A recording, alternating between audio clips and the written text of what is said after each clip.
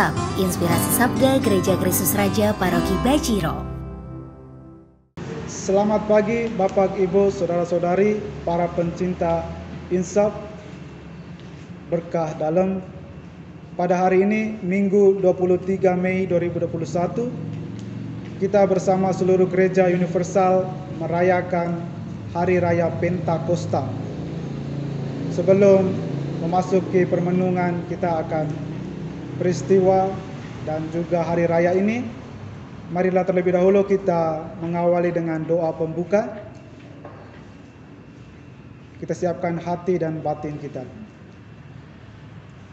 Dalam nama Bapa dan Putra dan Roh Kudus. Amin. Ya Allah Bapa yang Maha Pengasih, kami bersyukur dan berterima kasih kepadamu atas segala rahmat dan berkat-Mu, terutama atas kasih dan penyertaan-Mu yang berlimpah, yang Engkau nyatakan ke dalam kami, dalam dunia, dan juga kepada hidup kami umat manusia. Ya Bapa, kami mohon anugerahilah Roh Kudus-Mu ke dalam diri kami masing-masing, terutama untuk mendengarkan dan merenungkan sabda-sabda-Mu. Semua doa ini kami aturkan kepadamu dengan perantaran Kristus Tuhan kami. Amin. Dalam nama Bapa dan Putra dan Roh Kudus. Amin. Kita akan mendengarkan bacaan dari Injil Yohanes bab 15 ayat 26 sampai 27, dilanjutkan bab 16 ayat 12 sampai 15. Jikalau penghibur yang akan kuutus dari Bapa datang, yaitu Roh kebenaran, yang Ia akan bersaksi tentang aku. Tetapi kamu juga harus bersaksi tentang aku dari semula, karena kamu ada bersama-sama aku. Masih banyak hal yang harus kukatakan kepadamu, tetapi sekarang kamu belum dapat menanggungnya. Tetapi apabila Ia datang, yaitu Roh kebenaran, Ia akan memimpin kamu ke dalam seluruh kebenaran. Sebab Ia tidak berkata-kata dari dirinya sendiri, tetapi segala sesuatu yang didengarnya, itulah yang akan dikatakannya. Ia akan memuliakan aku, sebab Ia akan memberitakan kepadamu apa yang diterimanya daripadaku. Segala sesuatu yang Bapa punya adalah punyaku. Sebab itu aku berkata, Ia akan memberitakan kepadamu apa yang Ia dengar daripadaku. Demikianlah Injil Tuhan. Bapak, Ibu, Saudara-saudari, para pencinta Insaf, sekali lagi selamat pagi dan berkah dalam. Pada hari ini, bersama seluruh Gereja Universal, kita merayakan Hari Raya Pentakosta. Pentakosta dalam bahasa Ibrani-nya adalah Safoya atau Sefaut, yang artinya bahwa berminggu-minggu, yang arti harafiahnya berminggu-minggu. Peristiwa ini dalam tradisi bangsa Israel merupakan sebuah peristiwa besar karena mereka menyelenggarakan untuk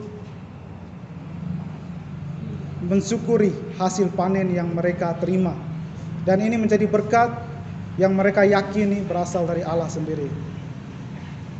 Dan peristiwa ini biasanya dilangsungkan selama 7 minggu.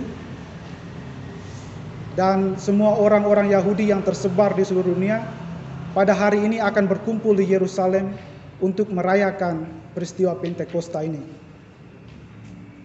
Nah, dalam peristiwa ini, dalam tradisi bangsa Israel juga, pada awal mulanya merupakan sebuah pengingatan atau mereka mengenangkan kembali di mana Musa menerima hukum Taurat di Gunung Sinai. Dan boleh dikatakan bahwa pada hari ini mereka merayakan dua peristiwa besar, yakni syukur atas hasil panenan dan juga sekaligus mereka mengenangkan kembali peristiwa di Gunung Sinai. Bagi saya secara pribadi, peristiwa Pentakosta ini masih sangat relevan dan juga sangat berkaitan erat dengan kehidupan kita umat manusia. Saya secara pribadi melihat ada 3 poin atau 3 hal penting yang ingin saya tawarkan sebagai refleksi untuk kita semua. Yang pertama, peristiwa Pentakosta ini merupakan peristiwa lahirnya atau munculnya gereja. Jadi, apabila kita melihat dalam kisah para rasul, di mana dikisahkan bahwa setelah peristiwa kebangkitan dan juga peristiwa kenaikan Kristus, orang-orang yang percaya berkumpul dalam rumah ibadat. Mereka berkumpul dalam sebuah ruangan, dan pada saat itu juga turunlah Roh Kudus yang menaungi mereka. Roh Kudus ini pula lah yang memberikan daya kekuatan, yang mendorong mereka untuk keluar dan mewartakan iman mereka kepada orang-orang lain.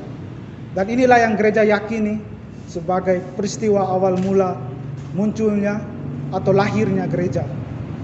Dan adanya gereja bukan semata-mata karena kekuatan dirinya sendiri, melainkan berkat, kekuatan, dan daya Roh Kudus. Roh Kudus itulah yang terus berjalan, menuntun dan membimbing kehidupan iman kita atau kehidupan gereja. Dan dari peristiwa ini juga, dari perayaan hari ini, poin kedua yang menjadi refleksi saya adalah peristiwa Pentakosta sebagai pemenuhan janji Kristus. Kita tahu bahwa sebelum kenaikan Kristus kembali kepada Bapa, Ia telah berjanji kepada para muridnya bahwa Ia akan mengaruniakan Roh Kudus, yang dalam bacaan Injil tadi dikatakan sebagai Roh kebenaran dan juga Roh penghibur.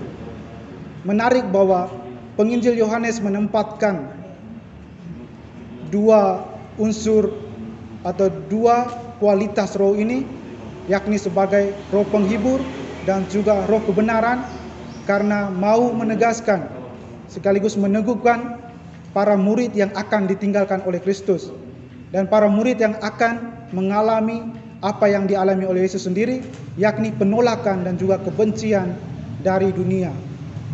Mengapa dunia begitu membenci dan menolak Yesus? Karena mereka tidak membuka hati atau tidak mengenal siapa itu Yesus. Maka pada kesempatan itu Yesus memberikan peneguhan. Yesus memberikan kekuatan bagi para muridnya bahwa Ia akan mengutus Roh Kudus yang akan dan selalu membimbing mereka pada kebenaran. Dan dari peristiwa ini juga saya merenungkan poin yang ketiga, yakni bahwa Roh Kudus yang kita terima itu selalu dan senantiasa membimbing kita dalam seluruh perjalanan hidup kita. Dalam suratnya kepada jemaat di Galatia, Rasul Paulus menegaskan atau menyadarkan kembali kita bagaimana peran Roh Kudus itu dalam kehidupan kita. Rasul Paulus mencoba untuk membedakan antara hidup menurut daging dan juga hidup menurut roh.